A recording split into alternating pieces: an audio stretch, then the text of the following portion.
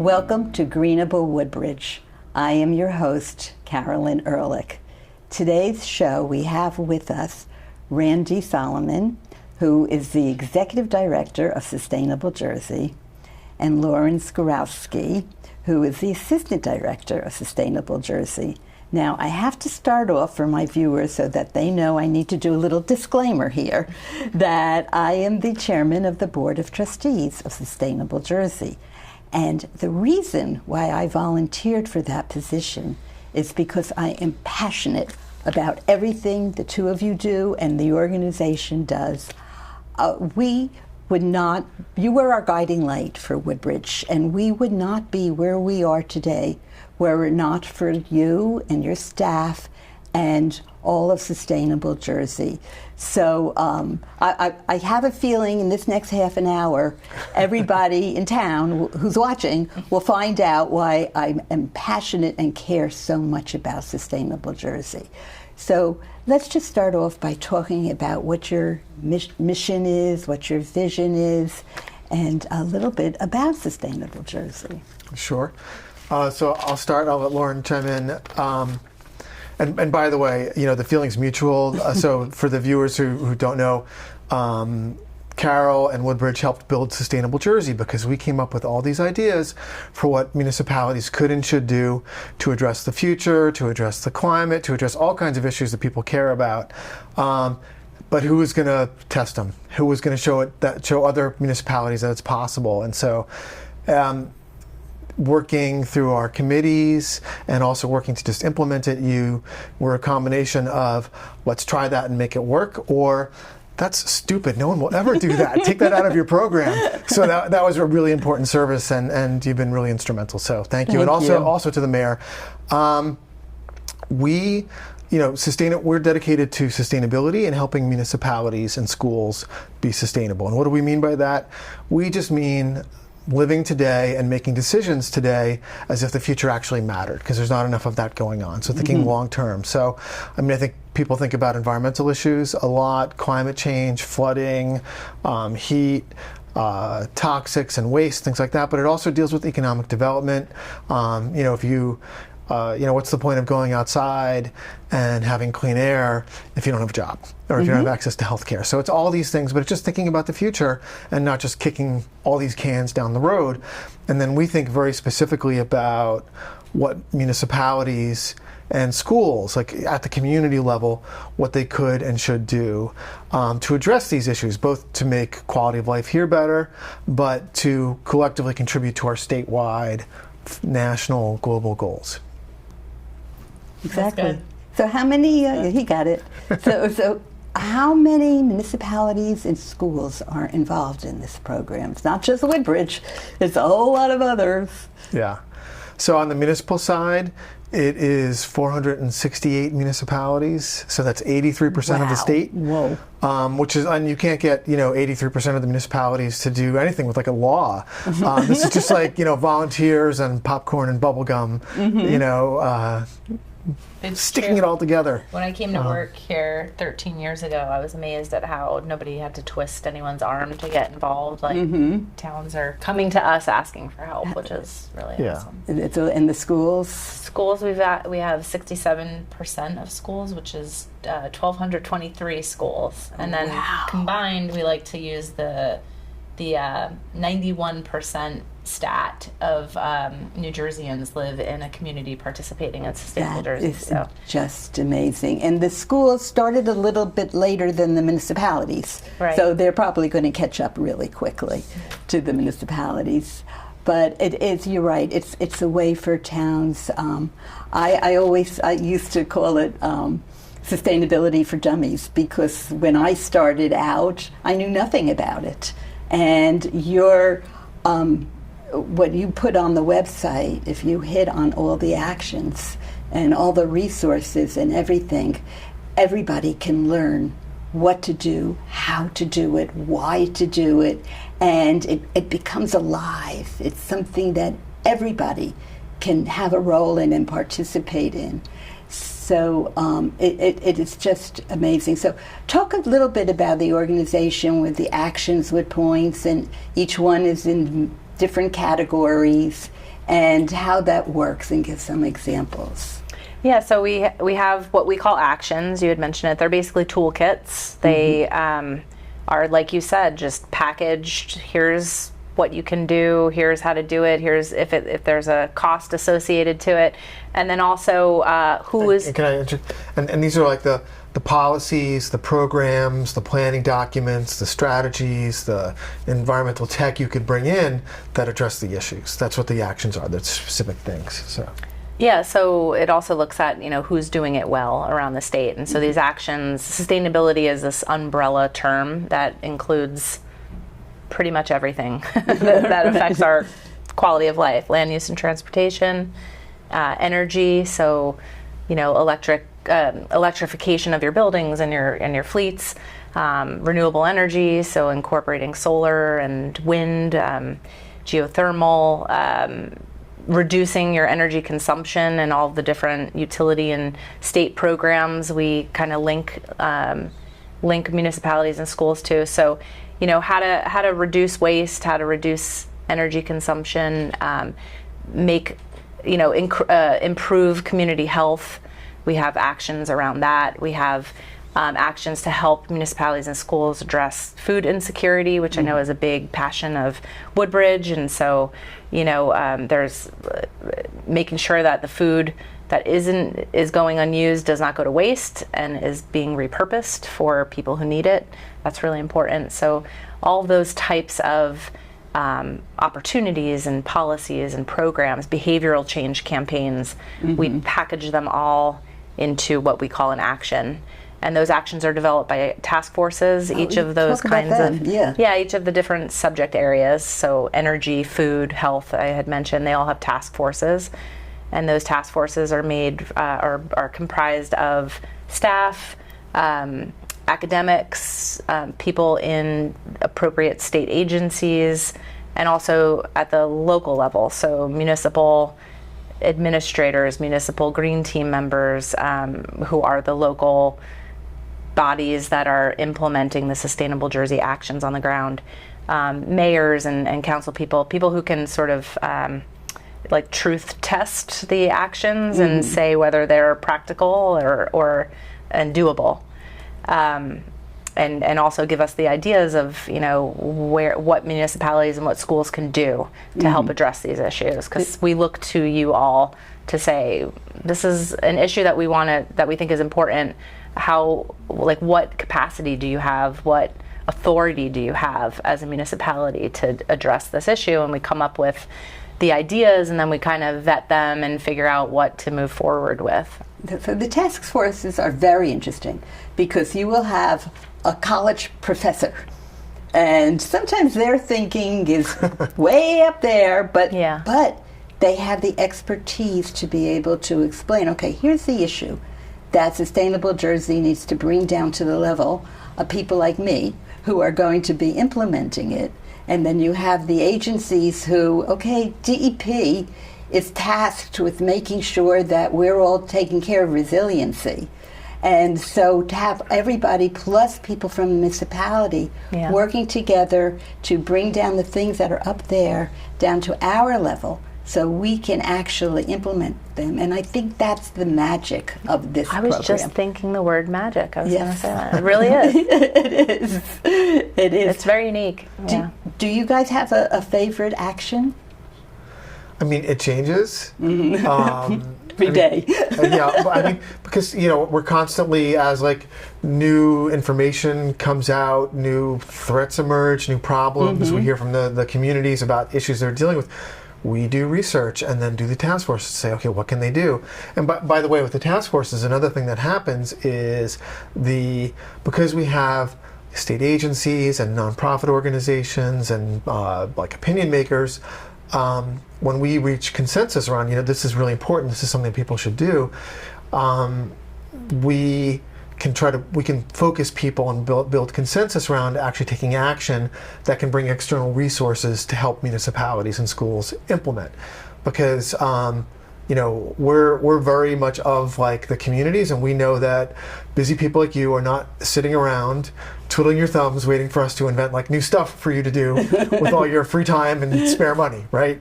So if we want you to do more things, we have to build your capacity. We have to make things feasible for you to do it. So, and as you know, we have increasingly been giving out grants. We've been increasingly giving out technical assistance where we're like, you don't have time to do this? That's fine. Like a lot of times what we hear is like, yeah, we support this. It's just number 85 on my list of, 365 things to do, and I'm only getting to the top 8, Right. But if you can help us do it, then we're happy to do it. Different story. Right. So we've been increasingly stepping in and just doing the work, helping municipalities save energy, doing complete streets and sort of bike and pedestrian stuff, waste evaluations. But so anyway, we have been steadily increasing what we can bring to the table to make it possible for municipalities to do more, and that also changes what my favorite action is, because some of the things that we wanted municipalities to do like 10 years ago were just not practical, but now they are. One of the things I'm really excited about is our new climate change hazard vulnerability assessment, and this is something that Woodbridge has done an earlier version of. Very early on. But the idea here is that obviously we need to do what we can to prevent climate change, because really bad climate change means things like literally the food will stop showing up. But in the intermediate, which is what we're still hoping to achieve, it's just going to get hotter.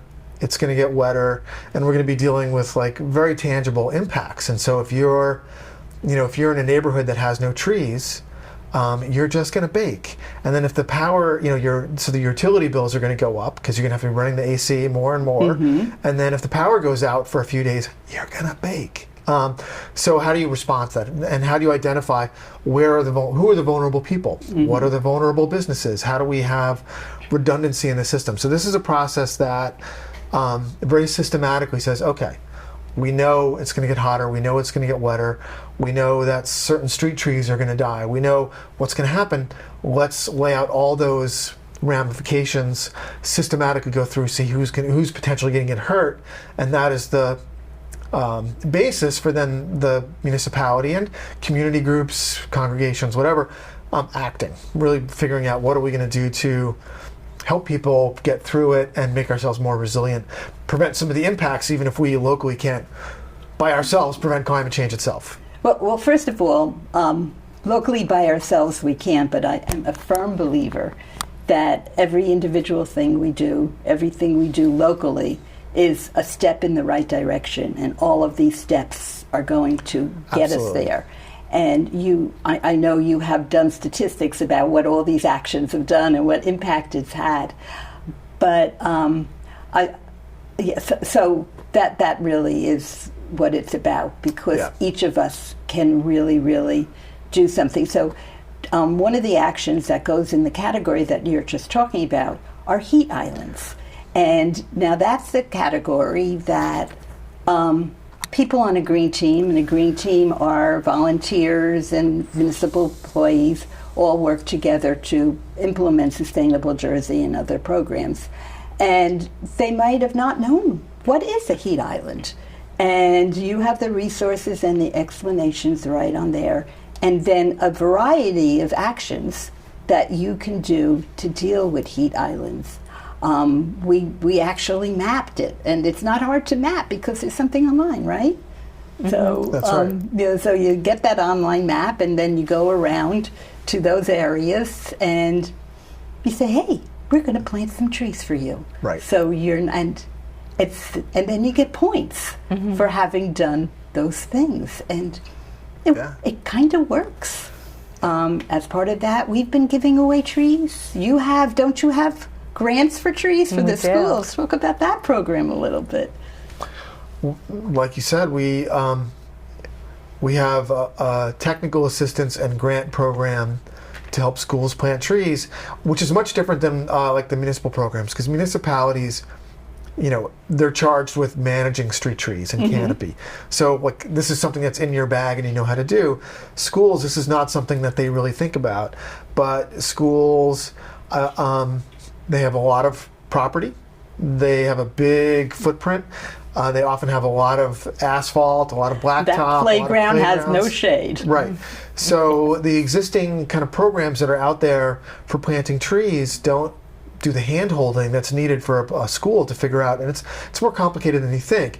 They have to have a tree pit of a certain size and a certain place, and there's usually money for the tree, but there's not money for the planning and the design and the excavation and all the other stuff. And then someone's got to take care of the tree until it reaches a certain size, like keep the kids away from it, So we do all that, and I think this past year we gave out about $4.5 million in grants to schools, and these are again hard to site trees. It's easy to plant a tree like in a forest, right? But it's hard to plant a tree in a city or in a schoolyard.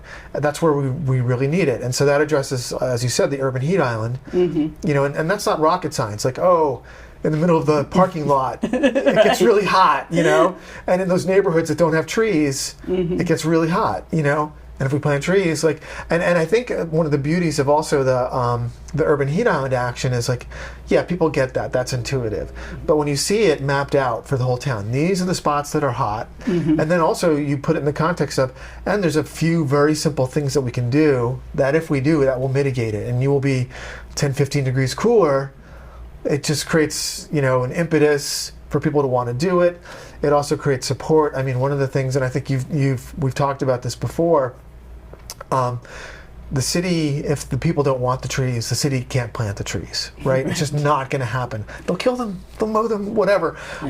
So you have to help people understand that it's not just about their property, it's about the value of the neighborhood, it's about the comfort of the neighborhood, and that it makes a difference in why we're doing this. It's a huge educational tool. Yeah.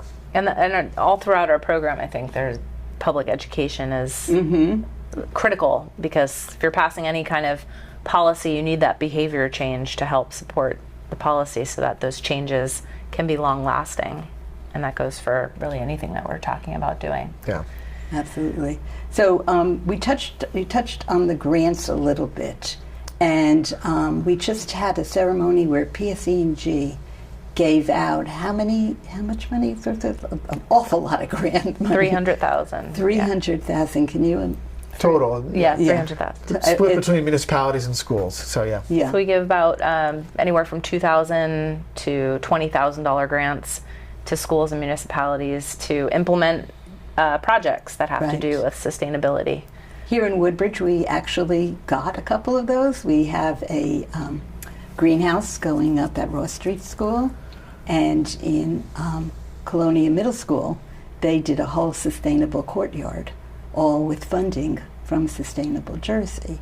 And those would not have happened at all. And I have to say, it's not just the money, it's the excitement that comes along with getting that money. And when you're in a school, it's not just the teachers and the students, it's all of their parents. And when you talk about the education and the outreach, those things, when we help the schools to do what they need to do to be more sustainable, that has helps more than anything else, I truly believe. Yeah. And I can't wait to see that school number go up. So one of the pilot programs you did with schools, when you talk about the technical assistance, you did some stuff with food waste. Yes. I think that's really cool. Do you mind talking about that a little bit? Yeah, I'll address it. So some good stats out of that one. We did a pilot with 3 schools, and again, the goal was to address what's happening in cafeterias. And food waste is a really big issue. Here in the U.S., we waste like 30 to 40% of all the food. And when you think about like greenhouse gas emissions and climate change, that's about 40% of all of our greenhouse gas emissions are involved in the production, storage, disposal, transportation of food. So it's just like this huge thing. And then when you think about, so where do you attack that problem? School cafeterias are this outsized player. Obviously a huge percentage of the population gets meals there every day, right? So it's just like a big player. But even more than just the actual throughput of the food and the food wasted in cafeterias, I mean, that's where we teach our children. And in the case of cafeterias, that's where we teach them to waste food. That's where, that's where we teach them that, like, food's actually not that important, and it gets glopped on the plate, and then, I think we've all had those, like, cafeteria experiences where there's just all this food on their plates. There's nothing there you really want to eat anyway. So that's a big part of it. So we did a pilot with 3 school districts where we looked at a number of strategies. We bought them food waste composters so that the food would no longer go into the waste stream and go to a landfill or get incinerated, but it would go get composted on site and then go into the school garden, and then they would grow the food and bring the food into the cafeteria. So teach them sort of about that cycle, but then also try to get food that they want to eat. So a lot of times it's like you come by with your tray and they give you certain things. So it sounds really simple, but it's hard to do. If you make the food something that they want, if you ask them more what they want to eat, if you don't force it on them, it's by request. If it's not pre-packaged in terms of the size, so you can change the size, they're going to waste less on top of that, so there'll be less that's actually going into the composter, and then they're going to be more interested to eat it if they grew it or if they know that it's something that came out of their garden. Yeah, for sure. We also do share tables. I was just going to mention that. So that's a wonderful thing where a lot of the food that gets wasted is packaged and the package is not open, or it's fruit where the skin hasn't been broken. It's still good food that can be repurposed. So a share table is simply where, step one, if it's one of those items, instead of throwing it out, you put it on the share table, and then another student can just come right up and get it instead of going and buying something else that'll get wasted. And then what's ever left on the share table, many school districts will then put on a cart and then they'll wheel out to the school buses as the kids are leaving, take it home, and then anything that's still left at that point can go to the local food pantry or food bank. It's just a brilliant idea. And then what the results were, on average, a 95% reduction or diversion of food waste from the waste stream. So of that 95%, 40% of it was because they were just wasting less food, so they had to buy less food, which saved a lot of money. And then the rest of it was, instead of going into the landfills and the incinerators, it was going into the local compost. Right. So, which was also saving money because now you don't have to dispose of it. Right. So it was a tremendous win, and we estimate, sort of back of the envelope, because we didn't actually, I won't go into the details of the study, but we estimate that the average school district will save about $400,000 a year doing a program like this. So now that was the pilot, and now we have a toolkit in Sustainable Jersey. It's one of our actions, and any school district can do it. And we are soon going to be launching another round of technical assistance where we will give them grants and buy them composters and do more and do hand holding, and also try to expand it. Just kick me under the table if I'm going too far into the weeds. But another thing that we're trying to look at is the food service contracts. So a lot of what happens in school cafeterias is dictated by the vendor that you bring in. And so a lot of times, once those contracts are signed, a parent or someone will come to a school board meeting and say, hey, can we try X? And they'll say, no, we can't because it's not in the contract. So if you miss the window to change that contract, you're sort of stuck for a while. And then a lot of times the schools are anxious about changing those contracts because it's heavily regulated. So there's legal questions. So that's where we come in.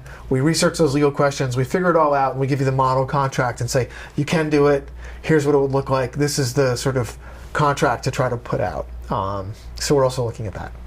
That's great. So if you could give advice to a green team, what would that advice be on how, for a green team like we have here in Woodbridge, it's top down. So that makes stuff a lot easier than for a lot of towns where the residents get together and they say, we know we should be doing this, but they have to get buy-in from the council, from the mayor, so what advice would you give towns like that? I would just say use us. We're just rich with resources. whether it's going on our website and using the map on the homepage and seeing what other towns have done and That's just big. sort of emulating that, don't reinvent the wheel, do what these other towns have done successfully, to using the technical assistance and the grants that Randy was talking about.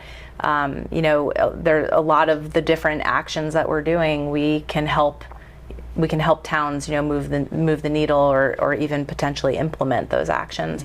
And then we also have regional hubs around the state. We've got about 8 that are very active right now. And even if you are in an area where there's not an active regional hub, they're open. You can come and you meet and you network with other green teams. You can learn what's working in your town that I can do in mine. And you can even, a lot of them are working on projects that are collaborative so that they can have more of a regional impact. So there's a lot of different, ways that, people can use our program to help make their lives easier.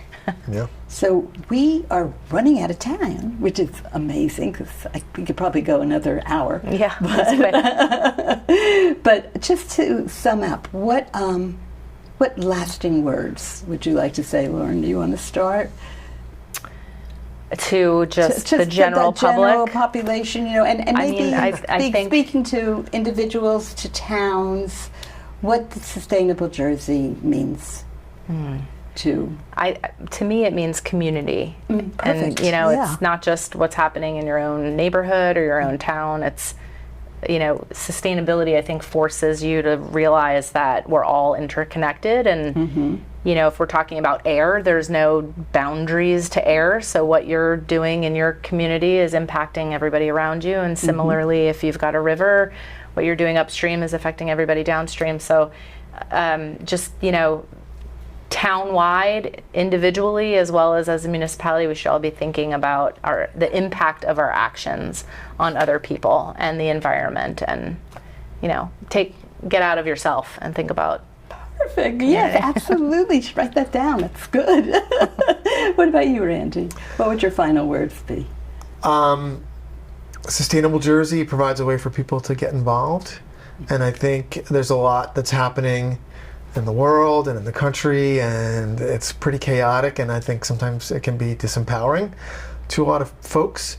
But the work that we do locally, by design, has a broad collective impact. We are having a statewide impact and a national impact by together doing all these things locally. So focus on the things that you can control, and good things will happen. Yep. An absolutely successful program, and I hope people in Woodbridge now understand why I'm so passionate about it. And I'll put out a call now for anybody that wants to be on our green team and be part of Sustainable Jersey to reach out to me, and we're always looking for more people to be involved and more ideas. So thank you for being here, and thank you for watching Greenable Woodbridge, for being part of the excitement and part of the change.